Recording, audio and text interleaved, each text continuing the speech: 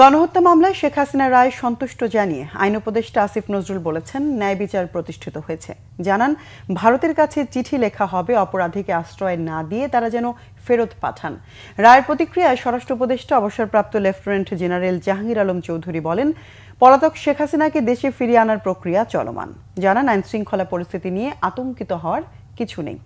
Report Rishan নাসরুল্লাহর। মানবতা বিরোধী অপরাধের অভিযোগে পলাতক শেখ হাসিনাকে মৃত্যুদণ্ড দিয়েছে আন্তর্জাতিক অপরাধ ট্রাইব্যুনাল।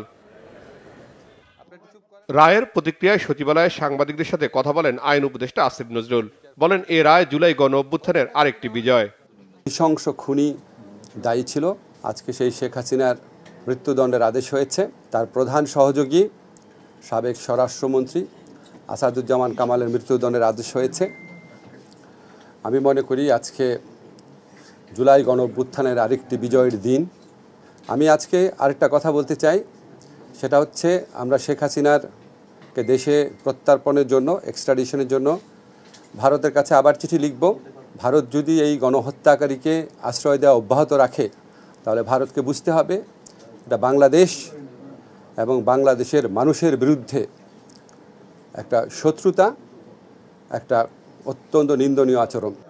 সচিবালয়ে আইন শৃঙ্খলা বিষয়ক বৈঠক শেষে স্বরাষ্ট্র উপদেষ্টা সাংবাদিকদের সাথে কথা বলেন রায় ও চলমান পরিস্থিতি নিয়ে।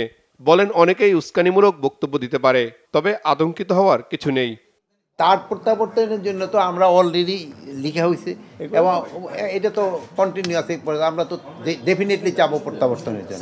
কিছু লোক থাকে যেমন এটার আবার উস্কাই দিতে চায়, যেটা অনেকের তো অনেক ধরনের স্বার্থ আছে, তারা এটার উস্কাতে চাবে। ভারতীয় বা আমি বলবো পার্শ্ববর্তী দেশের থেকে যে উস্কানিমূলক বক্তব্য দেয় এবং মিথ্যা সংবাদ দেয়, এটা কিন্তু প্রতিকার সবচেয়ে আপনাদের হাতে বেশি। আপনারা সত্যি সংবাদ দিচ্ছেন এবং সত্যিটা প্রকাশ করলে অটোমেটিকলি দেখবেন এটা ডাই ডাউন করে যায়। সাংবাদিকদের প্রশ্নের জবাবে স্বরাষ্ট্র উপদেষ্টা বলেন, দেখা মাত্র গুলি নয়, আত্মরক্ষার জন্য অস্ত্রের ব্যবহারের নির্দেশ দেওয়া হয়েছে। সেলফ ডিফেন্সের জন্য। রিশান নাসরুল্লাহ, বাংলাভিশন, ঢাকা।